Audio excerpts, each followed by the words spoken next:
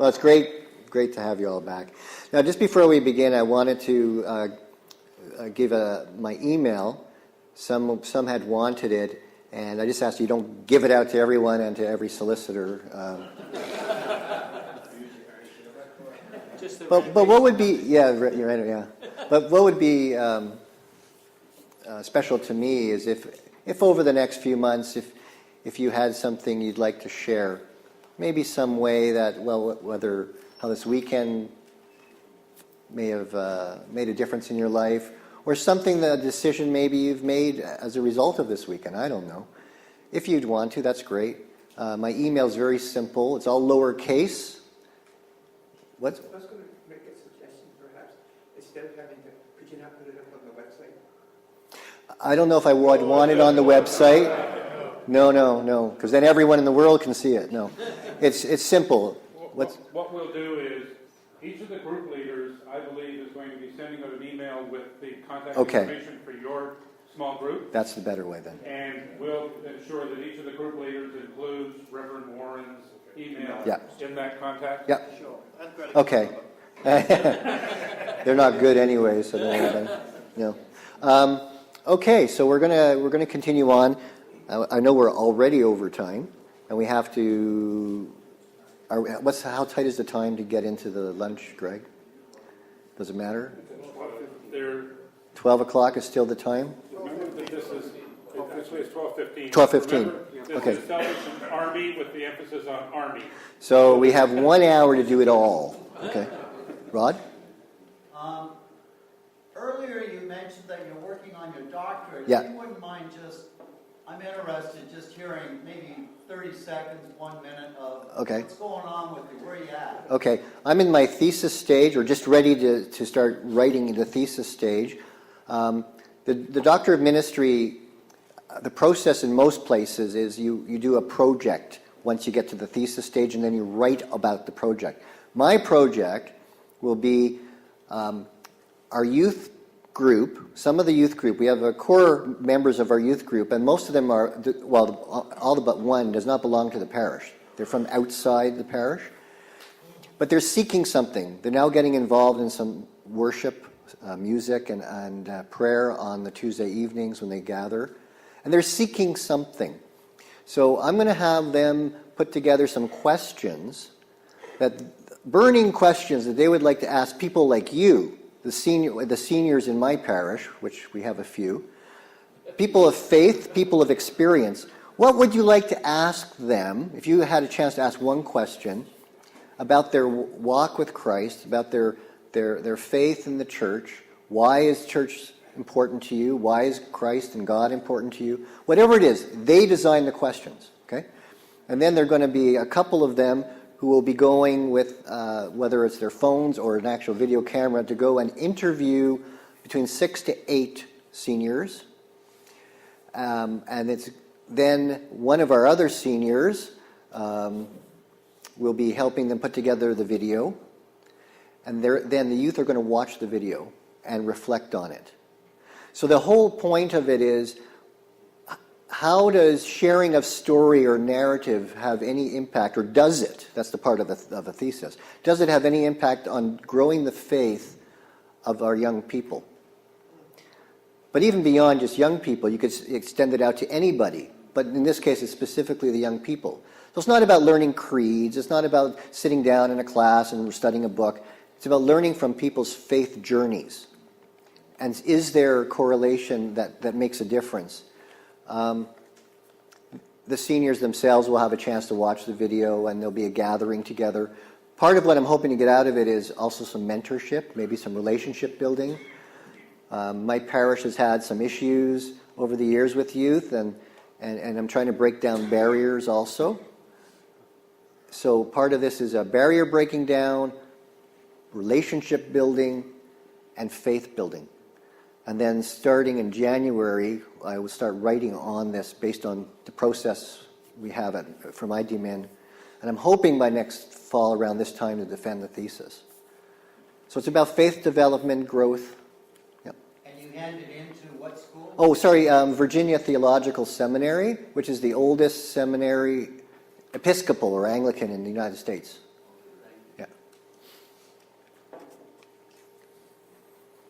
this just seemed like the right time to mention that Flame has a tradition of giving our speakers an honorarium.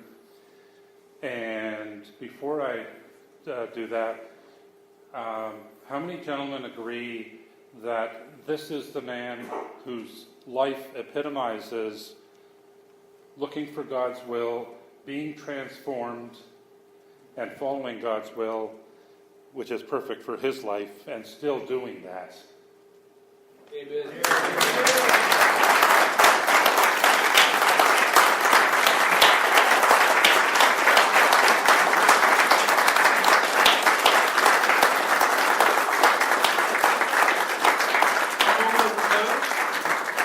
And when I asked Warren, I told Warren about the honorarium, he said, "What? In addition to the blessing of being here, you're actually going to offer me money?" And we said, yeah, because it's paying forward. And so I know that some of this honorarium undoubtedly is going to go into your youth ministry. Yes. Thank you, Greg. Thank you.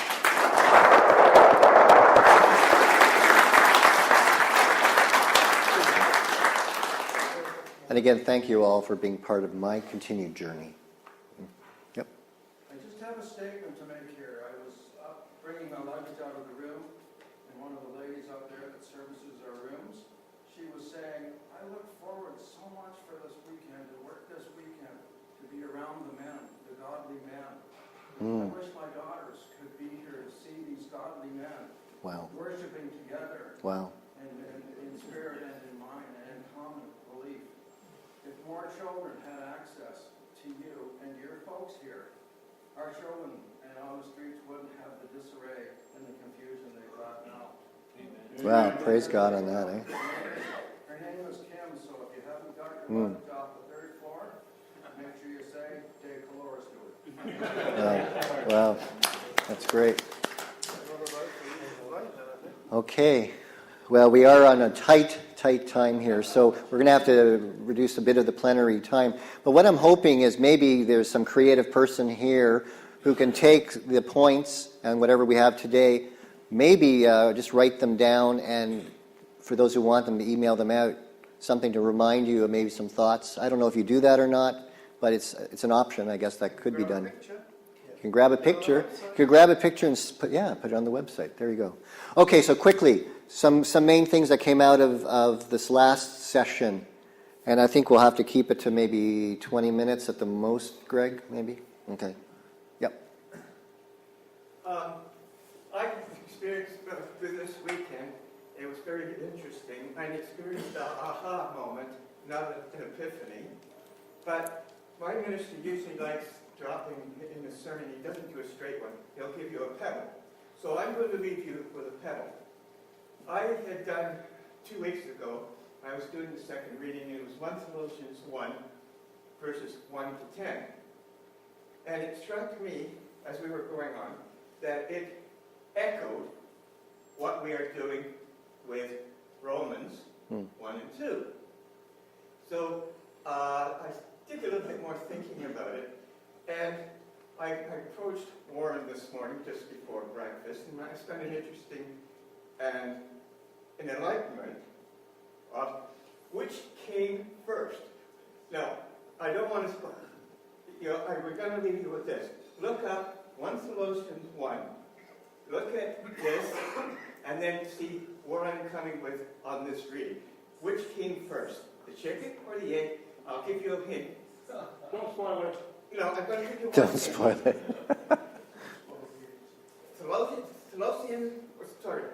Anyway, Thessalonians. was written in 51. Yeah. Romans was written in Thessalonians. 56. Thessalonians. That's it. It's First Thessalonians he meant. Yeah. It was the reading from last week, right? No, the Thessalonians I did was 2 weeks ago. Okay. Second reading in Sunday. Okay. Thessalonians. Sorry. Was Thessalonians 1 to 10, you said? 1 Thessalonians 1 to 10. 1 to 10. Yeah. Okay. Next.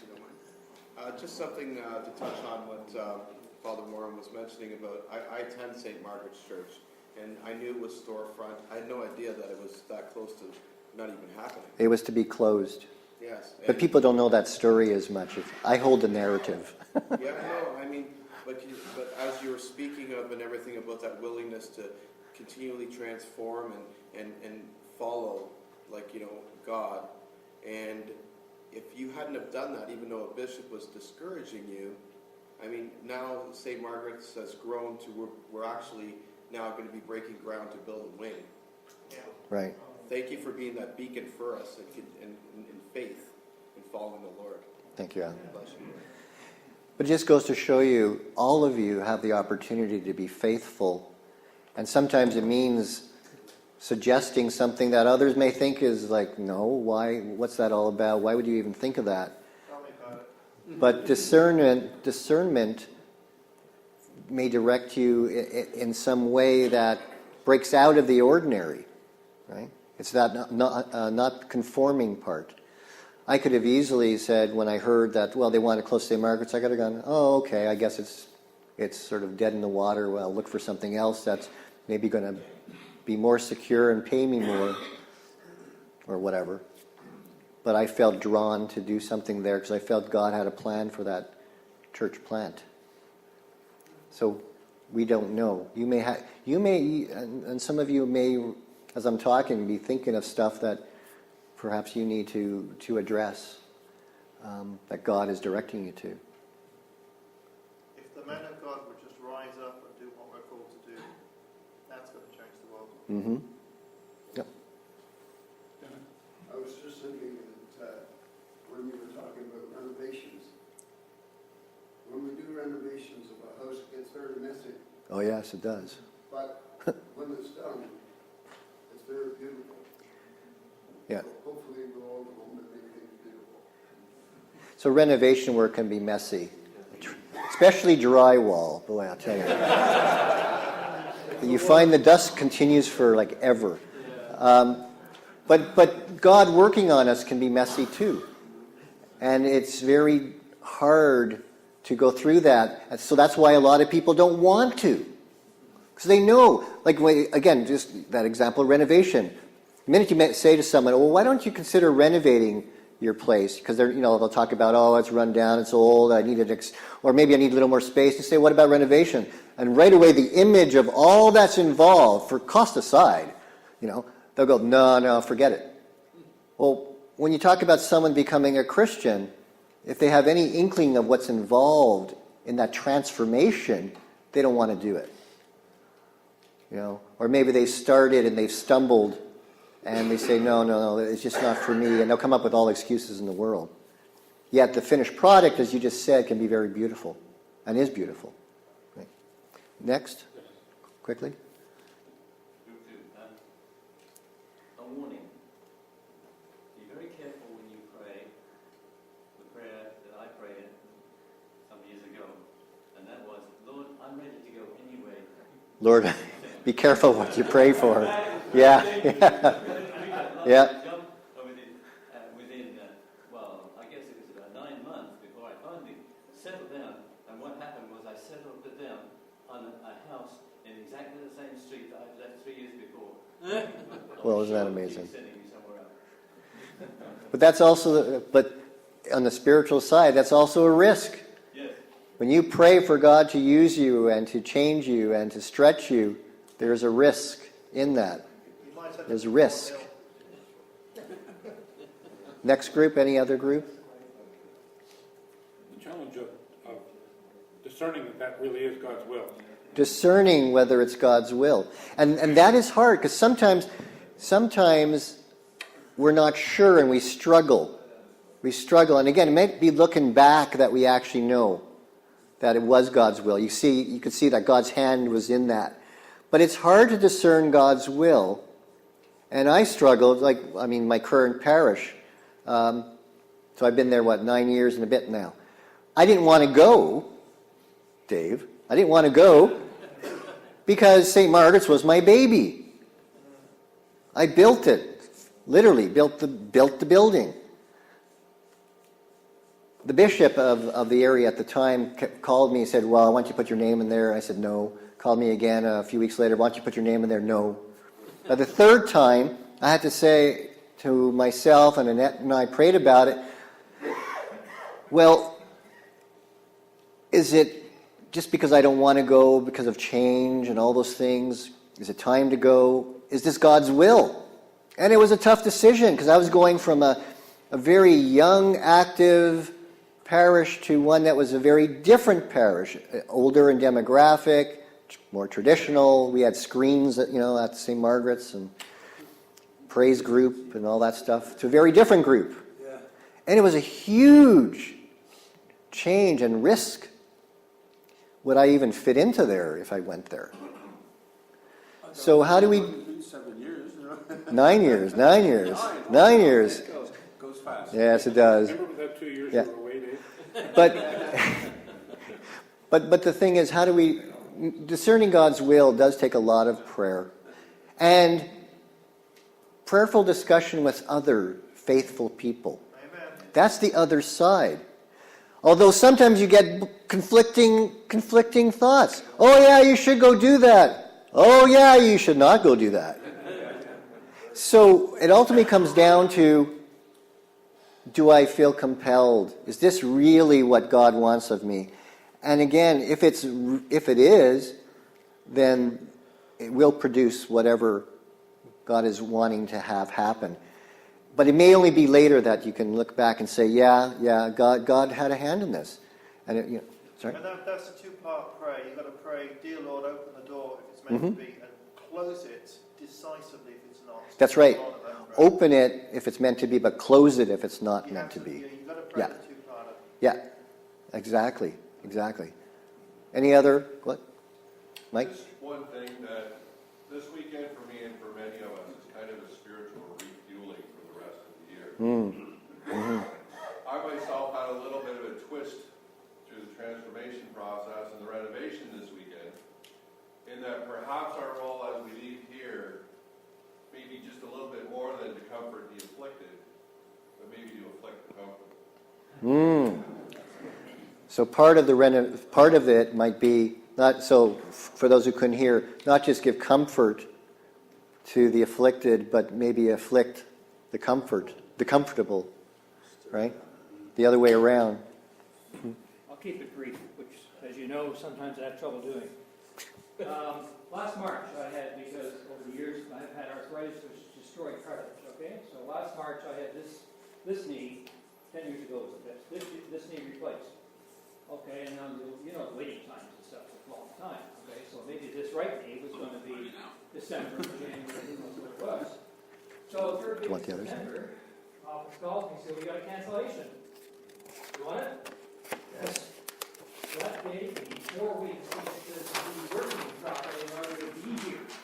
And I really wanted to come very selfishly because, we make some good music, but I'll tell you, we musicians got a lot more out of it than you get from receiving it. So I came and I said, each year I come to Flame, I don't know if I'm coming to get or whether I'm coming to give. Last night, I got a really great gift at supper time. My wife and I deal with a group run by the Mennonite Church called Circles of Support. It's designed for men and women who have been incarcerated. Then they come back out and they need to kind of maybe get a job, get some food, get some support, get a life, and get back on the right track. The stuff the government is supposed to do, whatever. And we go to a group called Dissonance, which is a group of people that did a dinner every couple of weeks. And there's about 50, 55 people there. Some volunteers, some people who are ex-convicts, ex-prisoners. You don't know who it is. We don't wear labels. And we go there, and the idea is to go and make a friend. Okay, you go talk to them, and they have a real friend outside maybe the circles of people they had before, and just share as a regular person might. Share a meal, talk to them, make a friend. So sometimes we bring a couple back to our house who, their family, whatever, has kicked them out, whatever else, so we just have it for dinner or something. So last night I sat down for dinner, and I recognized the guy across the table from me, and if you see people in a different kind of context, if you can't remember who they are, I said, I know you. He said, well, yeah, I learned this and so do you. This guy had been in prison for 2 or 3 years. His boss kept his job for him. He occasionally stands up and talks about his faith and growing. And, and a lot of people do, because it is run by the Mennonites, and we talk about faith and God and stuff like that. He makes a testimony oftentimes. And there he was sitting across the table from me. Now, a lot of these guys are still under strong restrictions if it's a long-term parole or probation or something. And he had to call 7 o'clock, he had to check in downtown with his whatever. But he made it up here with somebody else. And there he was, sitting across the table, and we know each other fairly well, just I didn't recognize his face. But my goodness, an amazing thing, just by sharing who you are as a Christian and a man and talking to other men and stuff. So I really want to encourage what the message has been this weekend. What's our job to do? Well, spread who we are, help other people if they can come. And I just said to him, I'm not saying any names, hey, next time you want to come, next year or something, my car's always got a seat in there for you. And if a lot of those guys there have not only no money, but they're like below zero and all that kind of stuff. You can help them out, give a little bit of hope. So you don't pre-qualify before you talk to somebody, because you never know. God does. And I sat last night and said, holy smoke, look at that. I didn't expect that to happen. And if I said, oh, my knee hurts too much this week, I wouldn't have got that gift. And I came back too, and I talked to somebody else a year or two ago, and we sat and chatted, and they said, oh, we had a chance to sit down and talk. What you said made a difference. I said, me? What did I say? Well, I don't know. And I said, oh, my knee hurts too much, I would have never got that. I wasn't looking for the gift. But what? Praise Jesus. Perhaps just to summarize a little bit. Oh, Martin wanted to summarize. You wanted to summarize? Got it there? Well, you got it? Just be willing to share your life testimony. And I would say, and don't take for granted anything. No. Don't take for anything for granted would be maybe a sort of a little extra there. Maybe one more from a group. Just because of our timing. Yep. Strikes me as thinking about and seeing the image, and I want to really commend whoever came up with this image, the sign. I think it's an image we all should keep in our heads and in our minds as we continue on our journey. Coincidentally, we got it talking about GPSs and directions and so on this morning. Where are we going? And following directions and how we get misled.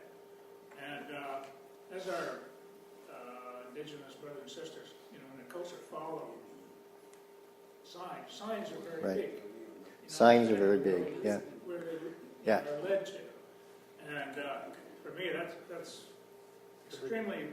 That's a visual, that a sign that we can put in our heads and follow that, certainly for time to come, and constantly being reminded of us being transformed. Thank you. Thank you. Thank you. Speaking of GPSs, we had GPSs long before the mechanical ones. People had Jesus on the dashboard of their cars. Yeah. Oh, anyway, I know that's a groaner. Okay. Unless there's any burning things, we need to get rolling.